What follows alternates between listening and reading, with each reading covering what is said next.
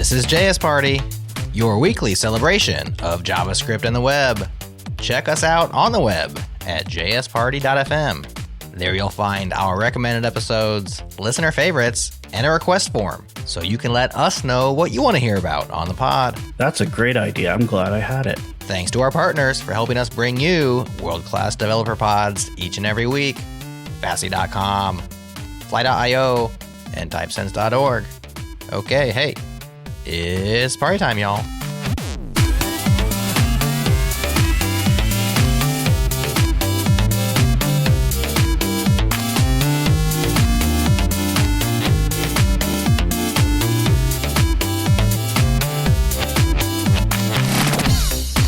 Hello everyone, it's me, your host, Amal Hussein. You're listening to JS Party, a weekly celebration of JavaScript and the web. And I'll have to remind everyone this week that JavaScript extends to the server and washing machines and beyond. JavaScript runs everywhere.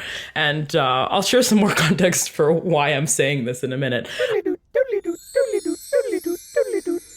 Okay, this is a bonus add-on because I realized after we finished recording this podcast that I forgot to tell you why I was trolling on JavaScript being beyond just web browsers. So this week, the State of JavaScript launched, which is like the annual survey. And unfortunately, this is the second year in a row where they've left out JavaScript server runtimes. And as somebody who loves Node.js, it's very disappointing. You know, people who write server-side JavaScript essentially support all the modern infrastructure and tooling that we all use every day. And so to kind of isolate and leave that community out of the State of JavaScript survey just seems ridiculous, right? So where would modern JavaScript be without things like Node.js or any other, or Node.js? Just kidding. But no, seriously. So that was what I was upset about. So now you all have the backstory, and hopefully we'll fix this problem for next year. But now you know. But with me today is Nick Nisi. Hello, Nick. Welcome. Hoi hoi. JavaScript runs in me. Yeah. But it's typed. Oh, gosh. Oh, my God. You know what? We had to go there. Of course. You know, Nick, if you manage to get through a whole show with me without bringing up the word type, I don't even care if it's in the word, like, forget TypeScript, just the word type. Just if you can manage to avoid that, like, I will give you $1 million future equity dollars. Have I already failed for this episode, or can we start fresh? You failed hard. You failed hard. You failed so hard, my friend. Next time. Yeah. But hope you're doing well, Nick. Did you have a good Thanksgiving turkey day? I did. We had a lot of fun, and then over the weekend, took my kids to Monster Trucks, and they loved it. Oh, that's so fun. That's awesome. That stuff is so much more fun, like, than people even realized, you know. Smashing things is fun. For sure. Yeah. Especially when you're not doing the smashing, right? You just get to cheer it on from the sidelines, you know. Yes. Like an angry mob. I don't have to pick that up. Right, exactly. But anyway, so we're so excited about our guest today. She's a really cool person all around. Welcome, Laura Kalbag. Hello. Hello. Thank you for having me. Yes, and we're so excited to have you. We're gonna learn about you, learn about what you're doing these days. We're gonna learn about this cool project that you're involved with. But first, let's talk about our origin story, Laura. You and I met at NodeConf a few weeks ago, which is also where the town that the conference was in, Kilkenny, is where you live as well, right? Kilkenny, Ireland. It is. I was a very last minute addition, by the way. Love that you say origin story. Makes us sound like superheroes. Oh, yeah. So I wasn't originally going to speak at NodeConf, and then I found out like a bunch of cool people that I'd met at other conferences were going to be there, and I kept saying, oh, you'll be in Kilkenny. You should come hang out with me while you're there. Not even thinking I was going to go. And then last minute, I think they had a speaker that wasn't able to make it. And they were like, oh, Laura, you're local. Would you come give us a talk? And so with about a week to go, I was like, right, got to get me a nice demo together and come give a talk about Stately and Stately related things at NodeConf. And it was good fun. And we got to meet there. Yeah, we did. And you know, I mean, I hope the speaker who wasn't able to make it is doing okay. But, you know, their absence is my win because I got to meet you. I got to meet your wonderful partner. If you're listening to this, hi, Aral. It's so good to meet you. And I just, first of all, I just want to take a minute to acknowledge how incredible that conference was. It was my first time attending NodeConf EU. And holy moly, y'all, like, best conference I have ever been to, hands down. Like, hands down. Was it your first time going as well, Laura? It was my first time going. I'd never been, even though I live literally 5-minute drive away, I'd never been to the hotel that it was in, which is really the fanciest hotel I've ever been to in Ireland. It's like this really nice spa hotel with these beautiful grounds. They have like falcons and things like that, like flying around. They do. It was otherworldly. Like a school for it. It's bizarre, but a really like well set up day, curated talks or days, 3 days, loads of great content, really nice people, good food, and loads of fun stuff to do in the evenings as well. Yeah. I mean, absolutely. And I think for me, what I loved was, as a senior person, like the talks were really geared towards advanced content, essentially. There was like, I didn't feel like any talk was like really very beginner. It was like intermediate or advanced. And even the advanced talks, like, all had an intermediate slant. So, maybe there's a couple slides where they lose you, but really, like, for the most part, like, it was just fantastic. So I would say, everyone, please put this on your calendars for next year. Just a fantastic conference, community run, community oriented, really great setup. It's like kind of not in the middle of nowhere, but it's outside of Dublin. So you have to really want to be there to get there. And so you get like 300 people that are just like really excited to be there and excited about Node. And they're stuck in the same venue and hotel for like 3 days. And the venue and hotel is just amazing. The food is amazing. And the best part I think I liked about the conference was, it started off with talks in the morning, and then you have lunch, and then after lunch, it's like workshops, which I think is so much more productive than like sitting in talks for 8 hours a day.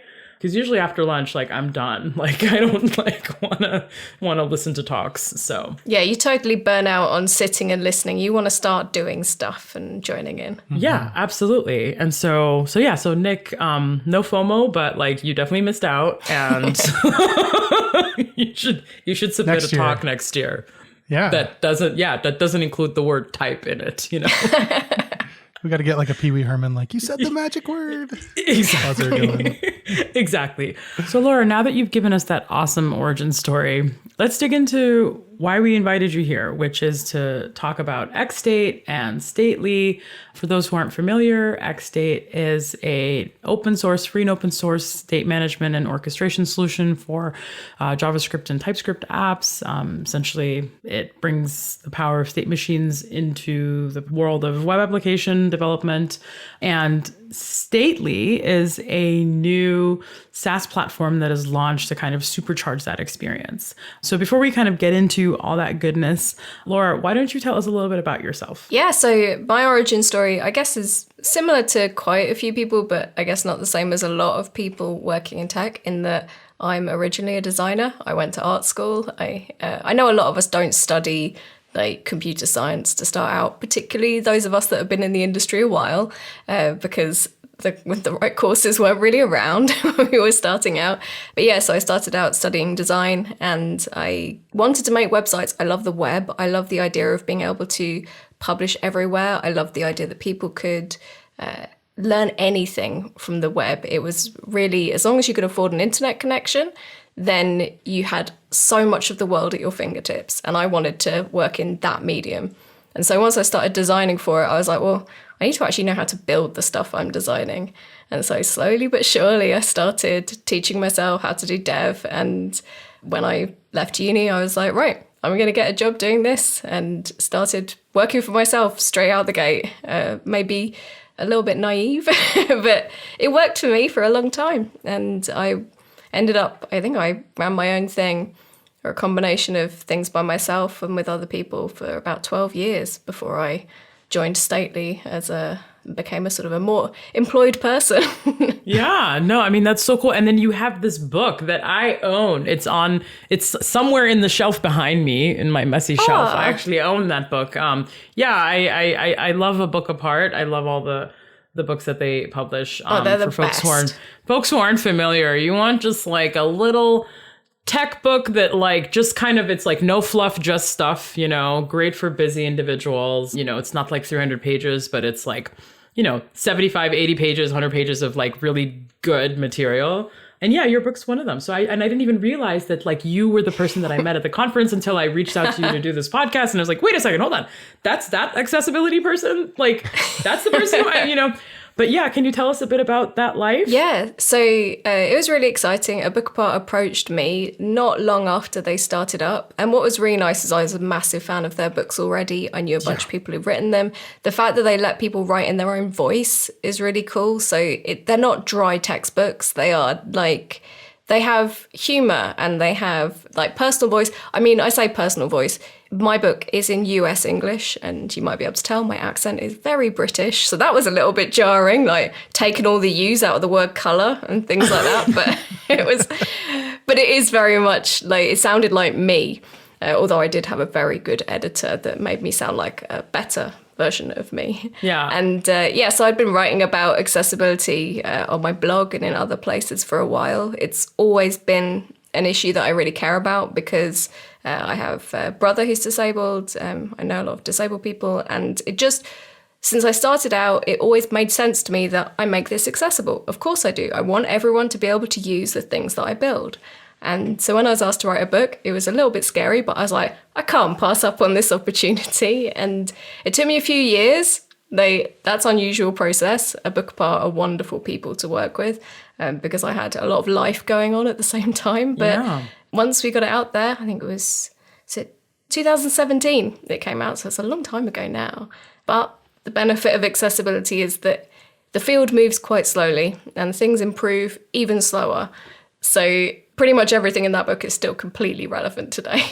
Very rare for a tech book. Oh, 100%. Yeah. Yeah. I mean, I guess I consider it just kind of one of those foundational things, right? It's like accessibility is like kind of, it's like this horizontal layer in developing web applications or mobile applications. And so I feel like the fundamentals are pretty baked, right? It's like this is the way to do it. Like there may be better ways to do certain things in the future, but for the most part, like if you're following accessibility guidelines from 5 years ago, like you're still in good shape. Yeah. You know? So. Yeah, totally. Like those basics have stayed the same. And it's, I guess in some ways it's the same with developing anything for the web in general. Like Correct. The basics and the fundamentals, even though we put new libraries and frameworks and all sorts on top of it, those fundamentals have stayed the same. Yeah, no, totally. And so, and speaking of foundations and fundamentals, I feel like we've invited you here to talk about the world's most nerdy topic, which is like state machines, and also the world's most hotly contested topic, which is state machines. I wouldn't even say state machines. State machines is like an avenue for doing state management. Really, I would say that state management is the hotly contested topic, right? Indeed. And really at this point, like everyone should just be using XState. I mean, let's be real. But anyways, I do. Yeah, exactly, right. And so we're gonna talk about that and explore all of that with you today. So I guess we've had David Piano on the show, and he's definitely due to come back. We're excited to hopefully have him back again in 2024. So we talked to David when he was a Microsoft employee, and he had this fun little open source project called XState. And I think if you're a JS Party listener, that's kind of where we left off that discussion. Fast forward to 2023, there's this company called Stately, which has people working for it, like yourself. And I'm just like, David, like, whoa, what's going on? First of all, like, I'm tremendously excited because XState is like one of my favorite projects on the web, period. And then you have, I mean, come on. It's like, it's just the best. I mean, it's like solving a solved problem in a way that makes sense for JavaScript applications. You know what I mean? As in like, this is not, I mean, we're using like fundamentals from computer science, like from the 50s, you know, it's not like, it's not just like Joe Schmo invented some like new way to do a new thing, right? Yeah. And so I that's the part that I love about it the most.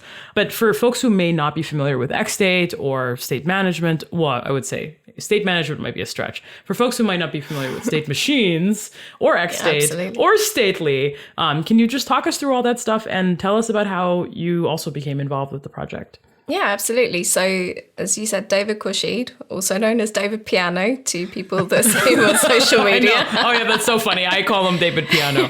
That's most people know him as David Piano. I know that's not his real name, though. I think that's what counts, David. He's an incredible pianist. So if you do ever get the opportunity to see him play piano, that is why he is called David Piano.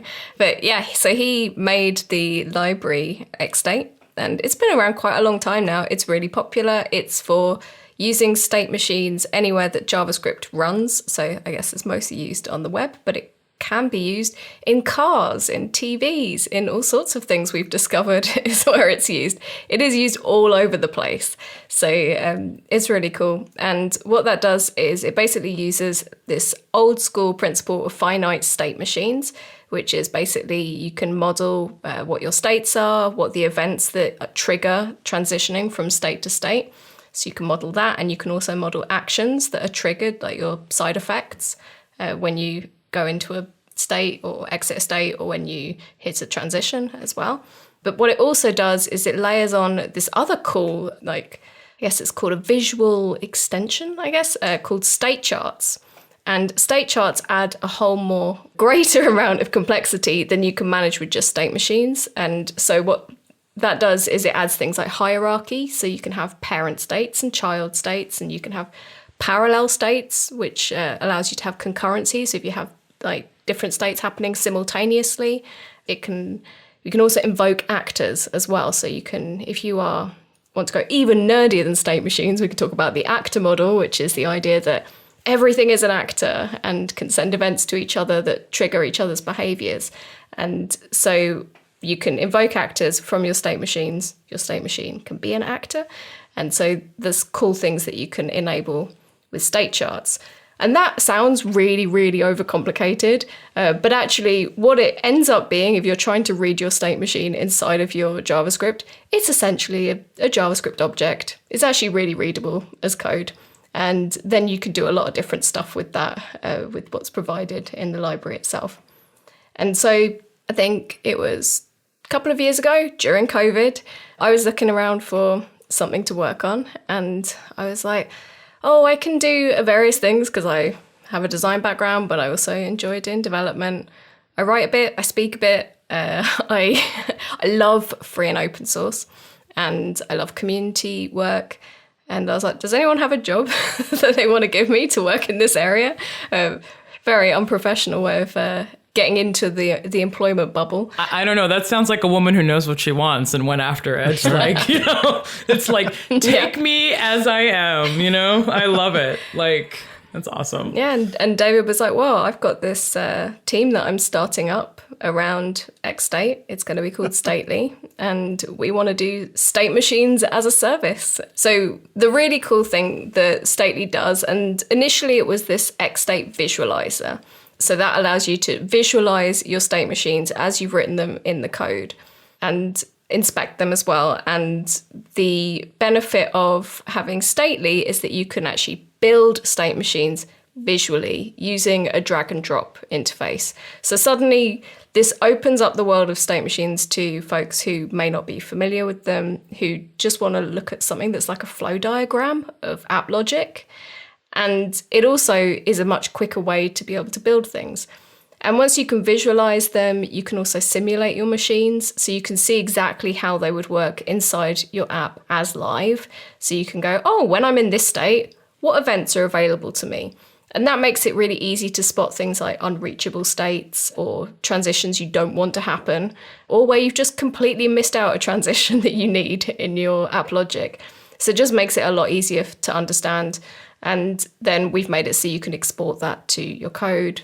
And soon we'll have ways you can sync that to your code as well. And there's a whole bunch of really cool features that we've put in there recently, but maybe we'll talk about that in a minute. Yeah. Oh my gosh. Wow. I'm gonna let Nick take the lead on this. Nick's like salivating. He's like the biggest fanboy. Yeah. When we had David on the show way back, XState was something that I was really interested in. And I saw a lot of people talking about it on Twitter and things like that. And I was like, oh, that sounds pretty interesting. And then this opportunity came up at work. So I talked to David about it on the show and, was interested in it and really wanted to learn more. But then at work, we were going through this whole revamp of the most complicated piece of our application to handle all of these different types of states. And I was in all of these meetings where they're just drawing everything with Miro. And I was just like, if you're in this, you go here. Otherwise, you go here. And I'm just like, this looks like a state chart. I really I really think that we could just do this in a state chart and then export it and have it be interactable. Exactly. And shareable. And that was like Yeah. that was the thing I blew my mind when I first started using it. I was like a principal software engineer at the time, and we're building a bunch of new greenfield things, and just creating a little chart and then being able to just generate a like hosted version of that state machine, and then being able to share it with my product manager and designers. Like that was so clutch. Game changing. That's one of the things that really appealed to me when David asked me if I wanted to join, was because it's the idea that come from a design background and do development. So it always really intensely frustrated me that we were continually treating all of our like different areas of expertise as completely separate. We had our requirements in different formats. We provided feedback to each other in different formats. We're always like chucking stuff over the wall at each other. And there's really very few ways you can have a source of truth that stays live and updated and is accessible to everyone. Like you might have a source of truth in a design system somewhere that a few people understand. You might have a source of truth in, I don't know, your Figma files. You might have a source of truth in your code, but getting all of those to work together is really difficult. And so this is what really appealed to me about state machines is, we've got the visual version, and even if you edit it visually, it's still going to output decent code. Not like your standard like no code situation where you're building a lovely website with all these drag and drop blocks and then it outputs a load of inaccessible junk. Like, it's actually doing useful stuff. Yeah. Which is because of the explicitness of state machines allows you to be able to do that. Yeah. It always feels like they're spitting out blindfolded HTML and JavaScript and CSS, right? Because it's like somebody like typing blindfolded on a keyboard, just like slapping their hands. Like that's what it feels like. Like those like build outputs are for like Flutter and all these other different kind of like web target things. But yeah, so Nick, let's go back to your story. So we interrupted you. Yeah. So So I just approached everyone and I'm like, this really looks like state charts. And I think that we could do this in a way where we can actually like build the logic into this diagram basically, and then come back and actually watch the diagram go and make sure that it works. And so I was given a week to do like a quick spike with it, just to put something together. And I used XState with Storybook and, didn't do any UI except for using Storybook to literally just show that state chart visualizer in there with some buttons to control, now we're in this state, move to this next state, and, do all of that. And after a week, I had all of the business logic done, and we could walk through, the entire flow of the app and what we needed it to do with none of the UI. So then we could just go back and hook in the UI. And like the way that we broke it up is like one state machine to rule them all. And then like each individual like section had its own. So there was like 5 like smaller state machines that it would just invoke when it gets to that state. And it made it really easy. Instead of just, a 1,000-line state chart, it was very manageable. And then we just got to go plug the UI into it. And I have some thoughts around that part of it, but it was overall very successful and is still in production today. And that's so cool. Yeah. Very much looking forward to version 5. That's amazing. First of all, like I'm excited to click into that problem that you just highlighted, Nick. Like you're like, okay, now getting it to work with my existing UI libs, like is a different situation. Because I would agree with that. But I feel like it's because it's like you're from Venus and you're talking to someone from Mars. You know what I mean? And in this case, let's say that Venus is more advanced than Mars. But that being said, just like the whole state machine inception is another thing that I was really excited about. Like I love that you could create like these little, here's a state machine for this, here's a state machine for this. And then you can kind of have this like bigger state machine that like controls these little ones, and it's just so clean. And I think the big win for me as an engineer, first using XState was like, it just allows for really clean decoupling of the development process, right? So step 1, discovery. Step 2, design. Step 3, development. Like that's like the idealized state, right? But like you and I both know the reality is like discovery, design, development are like all in bed together. And like, you know, like someone broke up with someone now's dating someone else, so they're back together again. It's like a K-drama, you know, developing and shipping software. You know, but I do feel like having that state machine, it just allows for all the stakeholders to come together at the table when they're developing a new feature or requirement, and just like, how is this thing supposed to work? Okay, what are the error states? Okay, what happens when we hit this edge case scenario? Okay, you know, and you can even leave room for edge cases and come back to them later when when you're ready to tackle them. Like, and so it just gives this like centralized, getting everyone on the same table. Like I've never worked so collaboratively in my life with like non-technical stakeholders than I have with when I'm using tools like XState. So I cannot say that enough. Like it's like, when I say like I love this thing, I really do. I think Nick loves it more, but I'm right there with him, right after him, you know? Just yeah, we're big fans. Yeah, definitely. I have lots to say about XState and things like that, but I am curious. Like it seems like Stately and the Stately. We have more love letters for you. Yeah, absolutely.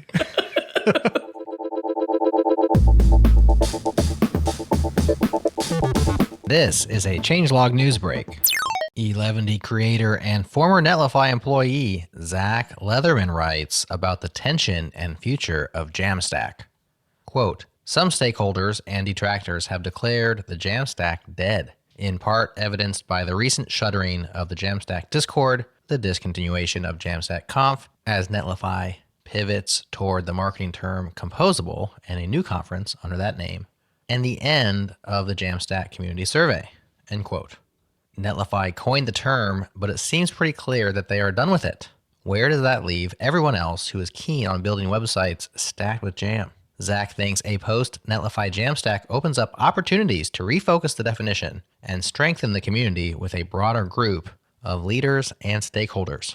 I agree that a refocus is necessary. The term had been loosened to the point of meaning, I don't know what. What the French call a certain, I don't know what. If you agree with Zach and want to partake in the future of this once thriving, but perhaps propped up by ZERP-enabled marketing dollars community, join them by filling out the survey on thefutureofjamstack.org.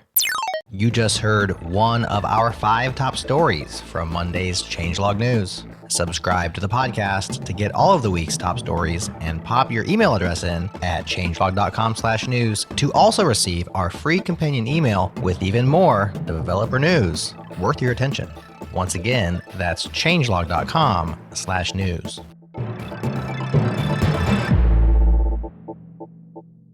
I wanted to ask about Stately though, specifically because it seems like it's grown beyond XState. Is that a correct way to look at it? Yeah, so the idea is that, I mean, right now, the best thing to use it with is XState, but you could use it by itself. You can use it to model whatever you want, really, anything that is flow-like. And we're trying to also help bring in other members of the team by not necessarily always using the word state machine, because that's going to scare a bunch of people off. But if you talk about it in terms of flows, and states and events are a pretty universal and easy concept to understand. But if you start talking about flows and things like that, then people can comfortably use it to model. One of our long-time users is actually a project manager who uses it to model a whole load of things and then passes it on to his team. And I love that. It's really great for it to be accessible to people who want to use it in that way. But we've also recently released some features so that you can actually import from Redux and from Zustand. So getting your reducers and your stores in so that you can then translate them into something that is more state machine-like as well, Nice. Which is a pretty cool feature to help people, because it is sometimes one of the complaints that we often get about XState itself, and to some degree Stately, is that it's hard to get started or to know where to start, and it is quite a big learning curve. And a big part of my work at Stately has been trying to reduce that learning curve as much as possible, whether it's through making goofy state machines based on dog walks and things like that, and trying to make these concepts easier to understand, but also just trying to make it easier for people to get into a state machine. And once they can see it in action, they can start to understand how it relates back to their work. Yeah. That's one thing that we really ran into as well, is like it's solving our really complex problems very well. XState is specifically, but then we're still using things like React's built-in state things like use state, and looking at things like Zustand and things like that for simpler cases where a state machine almost felt like a little bit overkill. I there's no such thing in my opinion. And then this is why I wanted to bring up earlier, like the first time I heard about the actor model, and by the way, Laura, like great description earlier explaining that concept. It's like a hard concept to explain. And hopefully we can dig into it a bit more later. But well, the first time I heard that, I thought of this Shakespeare quote that was like, there are no small parts, only small actors, you know? I like that. So I think it's okay. I think it's okay for there to be a small state machine. Like, I think that's the point. Like, I think it can be 1 node, 100 nodes, 4,000 nodes. But the point is, like, all the relationships between the nodes make sense and they're intentional, you know? And you don't have to worry about like one wave flow or this wave flow. It's just, what's your logic? And here it is visually, you know, represented in a way that like is going to be consistently reproducible. Like, you know. Yeah. Well, you can also mix state machine logic with non-state machine logic as well. So that's what's quite useful about it. So if you do have something that is like really simple and linear, and you aren't worrying about multiple states, you're not even really worrying about many events or anything like that, then you can probably keep that really small and basic, but then use that to communicate with a state machine, and use the state machine to sort of send it events and things like that, so that you can modularize it in different ways. And that's what I always say is, state machines, you don't want to see it as the hammer to every single nail. If you start thinking that way about any technology, then it gets dangerous. And because you're thinking shiny and exciting. I mean, I'm not sure how many people say that state machines are shiny and exciting, but still, you're overusing it. If you're over evangelizing to that degree, then you can't trust someone. If they are saying that what they're building is a solution to everything, you can't trust it. So join my cult. But the second you have started getting the complexity, and really like with state, the smallest like addition of a feature can introduce so much complexity in state. And so that's where having state machines is really valuable, and also where visualizing them is really useful, because a lot of the time you can be staring at like a bunch of code and it's hard to kind of grok what's going on there and what all the implications are. And that's one of the nice things I find about being able to visualize state machines, is the idea that you can get a completely different perspective on how something's working. Yeah. Absolutely. Yeah, so let's dig into kind of some of the gaps that Nick highlighted around, okay, I now have this great, perfect state machine. I've like perfectly represented my business logic. Now I got to go plug it into my actual productionized web application that has, you know, legacy code and this, that, and the other thing, you know, 17 flavors of Redux, like, right? Like, and by the way, it's also worth noting, like, there is like, I love Redux, just putting it out there, like, and the kind of pub sub event-based model. Like, I think these things play nicely together, but I think I'd love to hear from you as well. Like, is there a world where these two things can live side by side in a large scale application, or do you really have to kind of be intentional about like what's responsible for what, you know? So 2 big questions, Laura. Well, I'd be curious to know what Nick's experience of this is, because honestly, in the application that I have the most experience using state machines in is, of course, Stately Studio, which is full on into the state machines. We have, I think at last count, 51 state machines used in the code for the Stately Studio app. Nice. So ours is a React application, which I think caused some of our initial confusion, potentially, because like the way we design the state machine, like it technically lives outside of React. Like we're not developing it in a React hook or something like that to where it has access to other React hooks. And that's important because like a lot of our existing like business logic and like the way that we fetch things from APIs and all of that is with React Query. And so all of that kind of exists over there. And we kind of went down a path for a while where we were like, oh, we should just like, a fetch is a promise and a promise is a state machine. So we could just do that as part of the state machine flow. But then that's like duplicating a lot of things outside of there where we also need them in React. And so the other way is like, we could just do like, do it in React and then send a message to the state machine that here's the data, and then it can run with that there.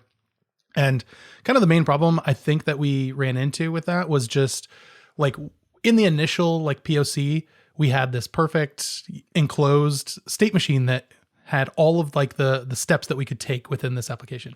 But then as we start adding in these UI bits and the React chunks to it that are actually like fetching the data and putting it in there, the lines got convoluted to where state might exist or originate from. And it was like, I think that really kind of caused a lot of like tight coupling between the UI that we had or that we were creating and the state machines.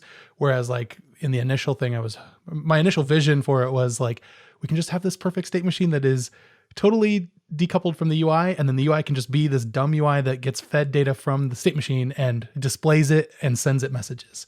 And the lines really got blurred on that. Yeah. And I think utilizing more of that kind of actor model way of thinking about things is a really great way of doing that decoupling. And that is, I think, as you mentioned earlier, being excited for XState version 5, which is being released this week, by the way. Oh, wow. We caught you at a good time. Caught just in time. So then, so it's a lot more focused on the actor model and also making concepts just generally a bit easier to understand if you're starting fresh with XState as well, using terms that are easier to grok and just making everything a lot more straightforward. That piece specifically, like easier to grok terms, I have been saying since the start of this, like with teammates and stuff, I'm like, oh, that's a little confusing, but it'll be fixed in XState 5. So I'm so excited about this week. Yeah. So can we talk a little bit more about the actor model, I guess? I have some more questions on like kind of retrofitting this into your app, but like I think it's worth it to kind of just like lay the ground for folks on like, can we dig into the actor model? Like, qu'est-ce que ça? Yeah, so I mean, at the most basic level, the actor model is breaking things into such small modules that all they are doing are sending events to each other and triggering behavior based on those events. And so you could do it with you can do it with anything, but in state machines, it's your way of breaking your state machines up. So you can choose to invoke an actor. So it's a bit different from if you want to just fire and forget action, some sort of effect, it's which you can just fire off and forget about it. Whereas with an actor, you can actually invoke something that's a lot more long running, a process, and the state that you invoke it on, it will start in that state. And then when you exit that state, you can stop it. And then in actions, you can use actions to send events to and from your actors as well. So it is more of this decoupling behavior, just trying to break things into the smallest possible pieces that you can in order to make it easy to understand, where your data's flowing and how everything's supposed to behave. Yeah. So can you give us an example of like what's coming in version 5 that's going to make something more turnkey, right? Like what's like the before after snapshot for... Well, for one, just using the term actor, because that's something that is missing in version 4. A lot of the language used around it has been services. And also one of the most common things you would use to kick off your state machine is using create machine. And now you can do that with create actor as well. So it's really enforcing people that when you are creating a state machine, you are creating an actor and encouraging that way of thinking about what you're building from the beginning. That makes sense. And so getting back to kind of like the Redux thing, right? So like hearing you describe actors like has helped me solidify my own understanding of actors as well. So thank you. But I'm kind of thinking of, pub sub, right? And, the kind of lovely scalability that like Reduxy, Fluxy tools bring into front-end applications, where, you want this similar behavior triggered, like, you want this button click to do this, to do the same thing on this other page, like, 3 lines of code, or depending on which version of Redux you're using, 100 lines of code, but it doesn't matter. Point being, it should be pretty easy. Hopefully you're just copy pasting. But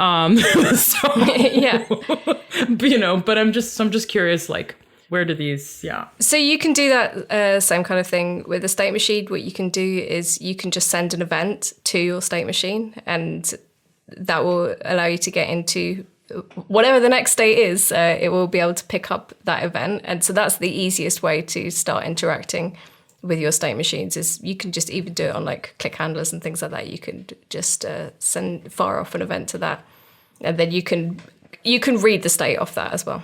Right. Because I think like the beauty of XState is like you can make whatever you want happen when something else happens, right? Like it's pretty cool. Like it just gives you a hook into a series of events. And so I'm just wondering, like, have you seen people kind of through their adoption journeys, like, you know, what do they do with their existing state management tools essentially, right? Like I'm an engineer at X company and I'm like, I'm really interested in XState. This sentence wasn't supposed to rhyme, by the way, but like, you know, and I keep seeing on X, everyone keeps talking about like, you know, stately this, stately that. I want to get on this bandwagon, but like I have this existing state management tool. So like, what do I do?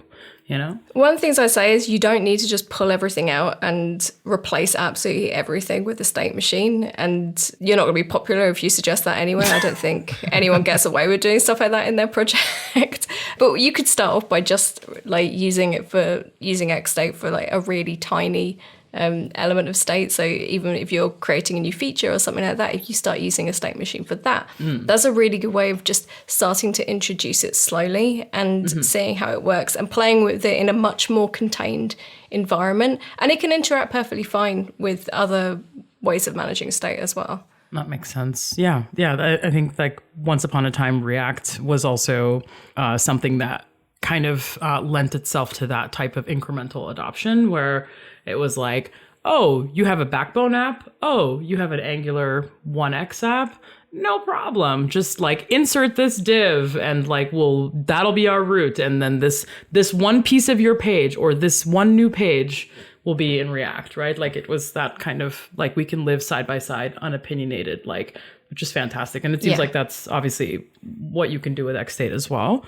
So thanks for shedding. Well, that's one of the primary goals of XState 2 is that it will always be platform agnostic, framework agnostic. So you can use it anywhere JavaScript runs, and that means there is no preferential treatment. There are like a few helpers that will help you with React, and there are like packages for Vue and Svelte and Solid, but you can still use it anywhere. I mean, to be perfectly honest, my preference is generally using it with vanilla JavaScript because I like to be able to be like, right, how does this work before I start getting any other frameworks involved? And that's how I tend to write things because that's just the world that I come from. I'm an old lady, as many people refer to me, a grandmother in terms of technology. No, I'm the grandma on this show too, so you're in good company, Laura. Like, but yeah, so shifting into like, so there's XState, the library, which we've kind of obviously covered and talked about. I'm really curious to kind of hear about this evolution of Stately, because like that's where I kind of fall off the cliff, right? Because I haven't been using Stately. I'm familiar with XState, the project, but I'm not familiar with this new as a service world that you all have created. Like it seems fantastical and delightful and amazing. But can you tell us about like, what is it, you know? Yeah, so Stately allows you to visualize your state machines, but also create them using a drag and drop interface. So it is really easy to get started. And I kind of liken it to like using a whiteboard or like making a sketch when you're starting out a project and you're starting to plan out your app logic. You can just start dragging things around. So you can start sticking some states on there. You can start sticking some events on there. You can be like, oh, actually, I want that event to go to that state. Oh, actually, I want this. And just model and sort of play around with it until you get something that you like.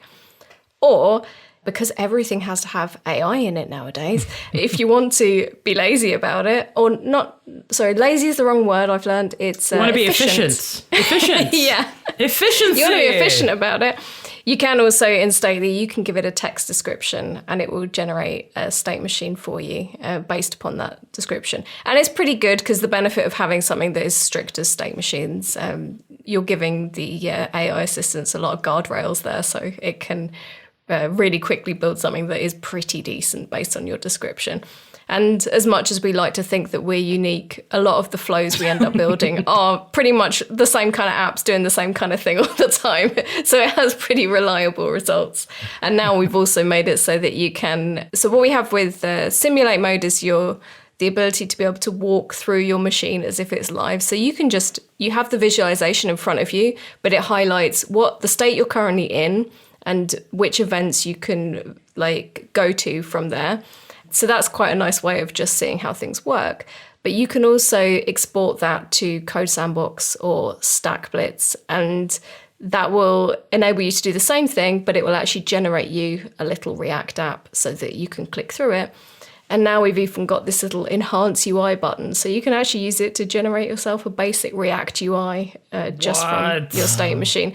So you could go from just a text description of, oh, hey, I want to build myself a little onboarding flow. I want to have logins for Apple or Google or Twitter or whatever. I want to have the option for an email sign up and a password. And this is what happens if there's an error. This is what happens if it's successful. Generate it for me. And it will generate you all the buttons that you need, all the handlers that you need, and a little React UI to get you started, which is it's fun for prototyping, and but you could always use it to kick your app off if you're building something small as well. Yeah, I'm curious if that would help with the example that I had when I was doing the prototype of it. And, I didn't have any UI. I only had the state chart to look at. Mm-hmm. And it was great, being able to pass simple messages, but anything that had because on the messages you can pass additional data.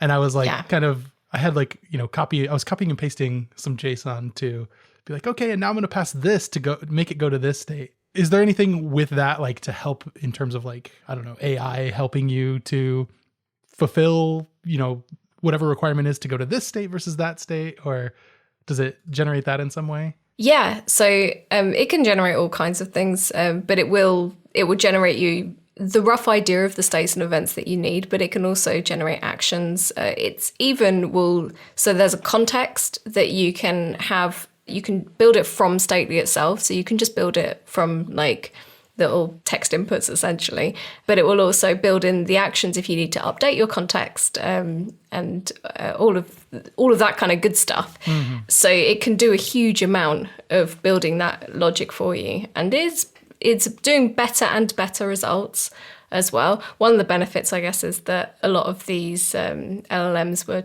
trained on massive data sets that included a lot of X-state machines. So you've got a lot of, it knows how to build them well because it's based on what developers have been doing for quite a long time at this point. That's awesome.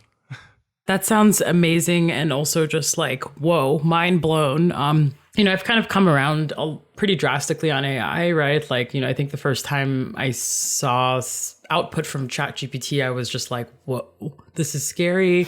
And this is scary kind of has really slowly, and I say slowly because I think it's really taken me a year to get here.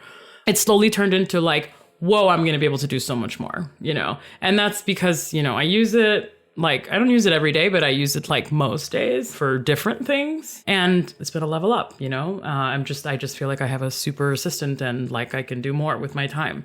And so, I think for folks who are listening to this and are thinking, oh my God, does this mean my job is going to go away because Stately has created Yes. Amel says yes. No, it is not. It just means you're going to be able to do more. You're going to be able to spend more of your time on things that you can uniquely do. Well, and it's not going to, you still have to give it the instructions. You still have to tell it what you want to build. You still have to know whether it's the right thing, and you'll probably want to make changes and massage it to make it do exactly what you want and exactly what you need, where your use cases vary from common use cases, where things just might need to be called something different. Yeah. And I also think that is one of the things that people don't understand about a lot of AI, and I'm very skeptical about these things. I really worry about us giving so much data and information to these massive, all-powerful corporations, let alone the AI. Right. But the idea is that here you have to give it the instructions and you determine what comes out at the end. You have to know whether it's the right thing. And so really, it's useful if you've got a blank canvas and you're just having to put something down. And that's really valuable in just getting you started. Part of that is when you're writing a text description for something, it's actually forcing you to think about what you need in very clear, basic terms. So really, in that way, it's kind of an aid for your thinking. But also, you have to know whether what it outputs is correct. And you need to have some level of skill or understanding to be able to do that. So it's certainly not going to replace our jobs, but it will help us get there a bit quicker, particularly with very repetitive tasks, I reckon. Absolutely. So well said, Laura, really. And I, for one, I'm tremendously excited about seeing all the things that people are going to be able to create. And more specifically, actually, I'm more interested in non-technical creators, like, what is AI going to do, or what, I guess it's already technically doing it, because I'm seeing people post online. They're like, I don't know how to code and I just push 2 apps to the app store. I'm just like, more power to you, seriously. So I'm excited to see what this does for the creator space, especially like the indie hacker space, right? Because some of the times, like for independent like engineers trying to be entrepreneurs, like limiting factor is like, I don't have 5 other engineers to work with. And so now, is AI going to help like change that? My guess is yes. So very excited to see that. Yeah, I think one of the things that I like about using state machines in this way as well is that the idea that having something that is very strict underneath it can actually help produce very good quality code. And so it is like we were talking earlier about the problem with those no-code tools is the fact that a lot of the time they produce junk. But if you do have something that is based on those very strict rules, it will help people who don't know very much still produce things that are very high quality. And that's one of the things I also worry about with accessibility is, well, yeah, if you don't understand what you're building, it's very easy to build something that isn't accessible. And so if we're providing these tools that can help people build things that are high quality, that's a game changer. Yeah, that's so well said. And, this is such an exciting time to be alive. Like I've said this like several times this month and several times this week. I'm serious. Like it really is. I'm seeing some great products from TLDraw and Excalidraw, and they're doing some really cool things, especially, with AI, without AI, just like, whoa, just really leveling up that experience of collaboration, really, because this is really all about collaboration. Like that's what this all is, right? Especially what you were doing with Stately and State Machine as a service. Like, how do we all get on the same page in an easier way, and how do we all collaborate and better serve our users? And so it's just tremendously exciting stuff. And so so I have to ask an obligatory testing question, which is like, how do we use XState and Stately to better improve our testing infrastructure, our tests, unit tests, integration tests, especially end-to-end tests? I'm curious, like, how do we solve that problem? Because that's a very unsolved, it's not a fully solved problem, I should say, Well, I'm very glad you asked, because one of the things that's really useful about state machines is using model-based testing. And so you can test against the paths that you have set out in your state machine. And one of the features that we added fairly recently to Stately Studio is that you can generate test paths now based upon your models. So you can decide whether you want to generate all the possible paths or whether you just want to have your happy paths. And it will actually also generate the code for that to help you get started implementing it. I think right now we also support, I think it's Playwright for implementation, but we also just sort of give you a rough way of working through all of those paths that you can use with any of the testing frameworks as well. Wow, that's pretty cool. So what's been feedback in the wild, I think both on this model-based testing as well as just in general, like with all the release of the stuff that you've been launching at Stately, like what are customers saying and how is this helping them? Well, I think folks are generally quite new to model-based testing. And I think it is really valuable in providing comparing things to how people are going to actually use things day to day. So kind of testing the right things, really. And honestly, this feature is so new and not particularly publicized yet, because we've been really focusing on a lot of bigger features that I'm not sure that many folks are using it. So, hey, if you're listening to this right now, go try it out. Tell me what you think. I'd love to know. Yeah, this is the first time I've heard about it as well. So I was just like, very cool. I know David especially is like kind of a quality nerd, right? Like hence like working on something like State Machine. And so Absolutely. when I say quality, it's not so much like QA in the like what developers think of. It's more actual quality and robustness and like predictability of your applications, right? Because like that's the thing, like you don't want unpredictable behavior. Like even if we get into an error state, you want to have controlled that error state. Like it's that error state because you directed the code that way and it's doing what you want it to do when it errors, right? And so like that's just really fantastic. Like I think if you guys get that piece of the puzzle, then it really just kind of closes the loop on quality. It's what State Machines is all about, is really that predictability and being able to have that control. I think that that's really the benefit of it. And a lot of these other features that we're providing are kind of just nice side effects that come as a result of having that level of predictability and control. So I'm looking at your website and it's like features, design, build, deploy, understand. Deploy and understand are the two things that I think I'm less like mentally familiar with. So can you walk us through, you know, obviously what that deployment flow looks like for folks that are using Stately? Yeah, absolutely. So this was one of the features that I demoed in my NodeConf talk the other week. So this was a fun opportunity for me to get playing with this. And it's now that you can deploy your state machines as live actors. And what that does is you literally just hit a button, grab yourself an API key and a URL for your actor, and you can then, it deploys it on Cloudflare using Edge Workers via PartyKit, which I'm pretty sure you probably have heard of before because... Oh yeah, Sunil's been on our show where I'm going to get bleeped out, but PartyKit's the hot in town, so yes. Yeah, so uses PartyKit. We worked with PartyKit to create this ability to deploy your live actors. So I guess you could think of them as workflows at this point as well. So that gives you the ability to have them running live. So you have a state machine that you can interact with that is live there already. And also because of PartyKit, it enables you to have multiplayer in there too.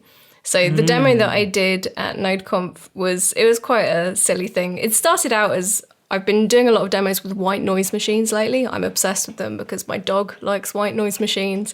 And I was trying to build like a fun little interactive demo where you do that.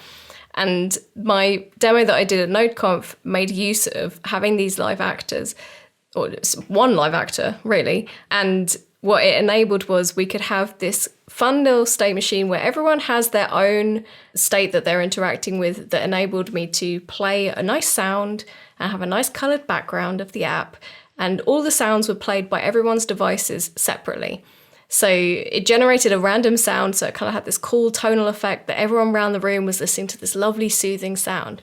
But shared on all of our screens using the multiplayer aspect, I had these little stars. So every time someone joined or someone left, they were represented by a little star in a little like nightscape situation.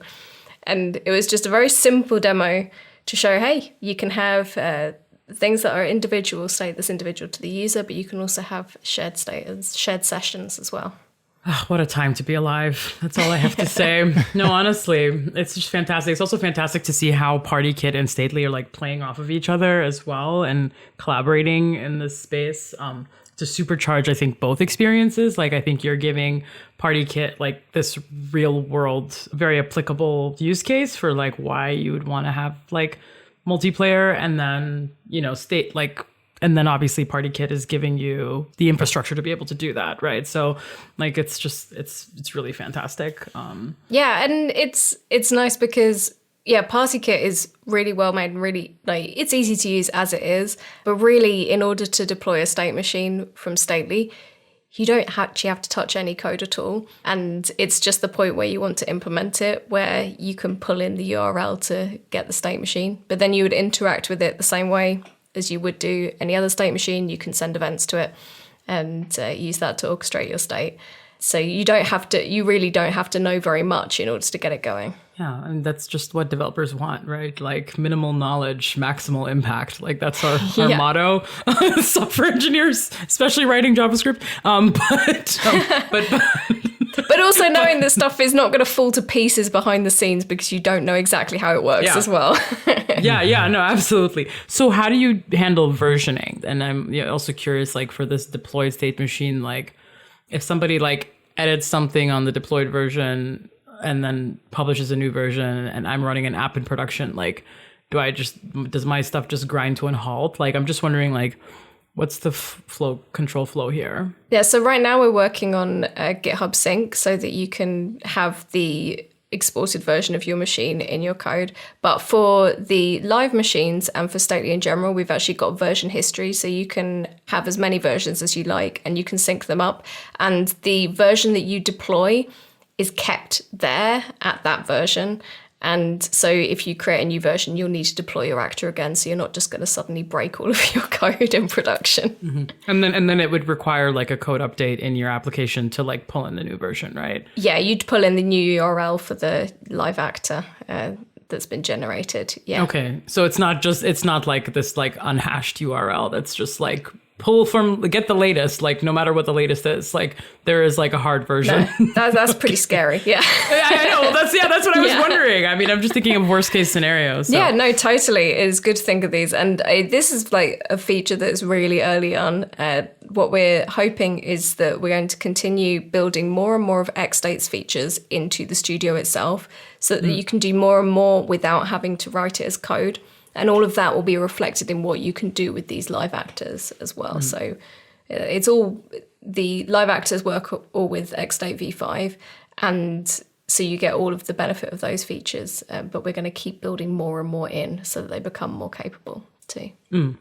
Makes sense. I was chuckling because I was just thinking, forget AI, like Stately's coming to take my job. They took our job! In a good way, because having that and having the ability to easily roll back and to just have it deployed in a really nice, easy way is that's awesome. And I'm excited to see where that grows. So, like, kind of going into the understand part of that, is that kind of where that fits in? Is like having it all hosted there means that you can have like documentation around it, or that you can use it to generate documentation? Like, how does that work? So that's totally, so the understand part that's on the landing page is really focused around, you can use it as your source of truth and you can use it to generate state machines, things like that. One of the values of having all of this is that you can use it for documentation as well. So having it as a source of truth is really valuable, but it means that you can also do things like, hey, imagine in the future if you had a PR and pull request, and when it was updated, it had a little picture of how that state machine has changed. So you visually get an idea of, oh, this is how it's changed. You can do things like you can generate documentation from it. So right now we have formats where you can export it as Markdown. If you wanted to have a list of requirements, you can export it as stories. If you want to use it for like more of your experience design, and for the test paths, you can export it as that as well. And we have things like, you want to summarize what's going on in the whole of your app logic. Another one of the little AI features that we added recently is you can just generate a summary of your state machine and it explains what the whole of it does. That's my executive summary right there. It's like, it's the thing you share with your manager's manager, you know? Yeah, well, and one of the... Or your release notes, to be honest with you. Totally great for release notes. One of the accessibility things that I find really useful about it is a lot of the time I'm producing stuff that has images of state machines in, and writing alt text, alternative text for those images is a nightmare, because you're trying to regurgitate what is a really big, complex web of things potentially into some text. And now I just have a button that does it for me. That's incredibly cool. I mean, for me, it's just like, I love this. First of all, like, especially for folks who have never used XState, or who are not familiar with state machines, or who are maybe familiar with state machines but have never used it, like the syntax or whatever, right? Like, being able to actually just like explain your description, like what do you want the thing to do, and then being able to actually have like a decent working prototype of a state machine and being able to play around with it. Like, it feels like we've kind of just like really smoothed out the on-ramp for everyone. Yeah. And I hope people use it that way. Like, I hope they use the kind of the AI to help with like figuring out how this works, learning the API, right? Like, it's a teaching tool just as much as it is like actually like a getting stuff done tool, I feel. You know, Plus that visualizer will also come in very handy a year from now when you have to go back and revisit that logic. Oh my God. Tell me about it. 100%. Well, that's it. If anyone who's listening has used XState before but hasn't actually ever visualized their state machines, I would really recommend you try importing your state machine into the studio. You can import it from a GitHub file as well, or from a repository. If you can't remember where your machine is stored, it'll do that for you too. You don't have to remember the exact section of code. And yeah, then you can look at your work in a completely different way. And I do think it gives you a different kind of level of understanding. Yeah, no, that makes sense. And this is probably a good time to talk about usage. So there is a community plan and a pro plan, and then the team plan, and then the enterprise plan. That's where you talk to somebody, work out a price, negotiations are made behind closed doors. But can you tell us about the community plan, which I think is probably the most applicable to folks, and as well as like the pro and team plans? Yeah, so we've actually very recently updated these plans so that it's not like a seat-based situation anymore. And so the community plan is free and will always be free to everyone. And you can import and visualize and build as many state machines as you want for free. And you can save them as public projects. You can share them with people. You can embed them in iframes. You can export them. We don't block any of that stuff, and you can do that all for free. The pro features enable you to do some other cool things like exporting to additional formats like Markdown, and being able to have version history, colors. So this is something I didn't mention earlier that really appeals to me because I went to art school, is that you can add colors to your states and your transitions, which you can use it to I want to maybe color the happy path, or I want to highlight a particular area, or I just want to make it look pretty. And it's all of those things that help bring in outsiders as well who might not be familiar with building your app logic in this way. You can use it to say, hey, look, this looks nice and friendly and colorful and appealing to you. And so colors are great for that. And the teams allows you to have shared projects. You can have viewer-only roles and things like that, and you can invite people to share your projects. On the Pro plan as well, you have private machines and unlisted machines, so you can share them with folks without sharing them with everyone. And yeah, enterprise is all the usual good enterprise stuff. Yeah, SSO and audit logs and all the things you want when you're a big enterprise. That makes sense. And more things, obviously. The community plan, it's the same with XState, will always be free as well, and it will always be free and open. So everything that you can build there will be completely interoperable, and you don't need to worry about any lock-in. Stately might be a business, but it doesn't mean they're trying to lock your code away from everyone else as well. That's dope. Yeah, no, that's really fantastic. Like I said, I mean, I love this tool. I'm really sometimes you see yet another SaaS company getting created and you're like, really, but this is one where I'm just it's just yes, because I'm yes, we need more companies using this for state management. We need more of this, please, Yeah, and I mean, not speaking about myself, but about Stately's just a really tiny team. There's only 9 of us right now, and it is some of the smartest people not just smartest, but also kindest people I've ever worked with, which I think, as you know, working in tech, not always a given. And it really is really smart people who care about building good things that people really want to use. And I think that's one of the benefits of Stately, and I hope it comes through. They're really speedy. The amount they produce, for such a small team in such a short period of time is amazing. But also the fact that they actually do it with the right principles behind it. So they want to help you ship robust application logic, not just produce a load of junk code. Yeah. No junk, just no junk, no fluff, just stuff, right? So, no, that's super cool. And so David is very sweet, very kind, and he's actually extra kind to me because back in the day, I talked to David about, oh my God, you're such a good piano player. We should do a collab because I like singing. I'm not good at it, but I do enjoy it. And I was like, wouldn't it be cool if David Piano and I did Tiny Dancer, I think? Is it Tiny Nice. Dancer? Yeah, Tiny Piano. The Elton John Is there? song? Yes, the Tiny Dancer. Yes. Yeah. Because I think he had a tiny piano behind him, and I think we were talking about the tiny piano, and I was like, "Let's do Tiny Dancer," and he's like, "Let's do it." He's like, just I'll send you my piano recording, and you could sing over it. And so, David, if you're listening, I have not forgotten about that. You know, it'll happen someday. Maybe someday in 2024, we'll do our collab remotely. But I'm so glad to hear you're enjoying yourself. I'm so glad to hear the team's doing well. Thank you so much for like telling us about all this really cool stuff. I don't know, Nick, is there anything else we want to ask Laura about? I'm not supposed to give you last word anymore because you took us on a really bad tangent last time. Well, I do have a tangent, but it's a really good tangent, I think. Okay, fine. Go on then. And it's not really a tangent. I was just going to say, like, while you were talking, Amel, I was mostly paying attention, but I also... Forgiven. It's fine. Well, it depends what he says next. Right, that's true. I better just stop there. No. I happened to log into Stately Studio, and I just imported the JS Danger quiz game into it. Because if you don't know, that Jeopardy style game that we play on Changelog, on JS Party, is all written with XState backing it. So I imported the machine in there just to visualize it. And this is really cool. We'll put it in the show notes. Yes. Yeah. I'll take a screenshot. That's so cool, Nick. That was a good last word. You've redeemed yourself, really, because last week we were talking to Una Kravitz, who's an amazing human being, web ambassador, king of the web.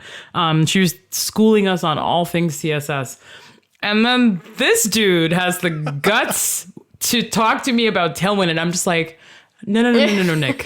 This is a show about the web platform, okay? So, Laura, your thoughts on Tailwind? Yeah, no. Do not get me started. Thank you, Laura. I knew there was a reason why I liked you. Okay. So Nick, you've redeemed yourself. Good job. Now it's going to be your job to put that link in the show notes. Okay. Absolutely. You make that happen so people can see it. And again, Laura, thank you for talking to us. David, you're listening. We're going to hopefully have you back, 6 to 8 months, and you'll tell us about all the new things. And I just want to say, thanks for being awesome. Everyone go to NodeConf next year. Let's see, what else? I don't know. Nick Nisi for TypeScript president? I'm just kidding. No. I think that's it. So where can folks connect with you online, and how can they follow your work? You can find everything Stately at Stately AI on all the various platforms. It's stately.ai. And you can find me, Laura Kalbag. I am the only one. Very easy to find, very SEO friendly. And so you can find me everywhere at Laura Kalbag. You're that's the only unique Laura, That's awesome. Yeah, you got to combine an English first name with an Indian surname. It's a guarantee it'll be pretty unique. Right. I think I had a missed opportunity of introducing you as Laura Kalbag, who's the English person. What was it? The non-EU citizen or something like that. I think that was what I was. Yeah. Laura Kalbag. She's so sad. She's no longer an EU citizen. Yes, exactly. She's so sad that she left England to go move to an EU country, Ireland. So. Yeah, one more year. I'll get my EU citizenship back. Yeah. That's awesome. All right, everyone. So that's our show for this week, everyone. Cheers. Take care. Bye.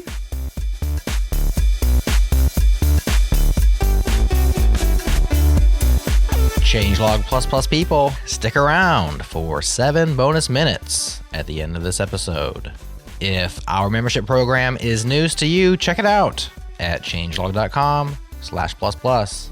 Ditch the ads. Get closer to that cool Changelog medal with bonuses and extended episodes like this one. And directly support our work with your hard-earned cash or your employer's cash if you have access to a personal development fund or continuing education fund. That works too. Once again, changelog.com/++. Changelog++. It's better. Thanks to our partners, Fastly.com, Fly.io, and Typesense.org. And to our Beat Freak in residence, Breakmaster Cylinder. Next up on the pod, Amel and I sit down with Greg Tavares to learn all about WebGL and the new WebGPU APIs. Stay tuned right here. We'll have that episode ready for you next week.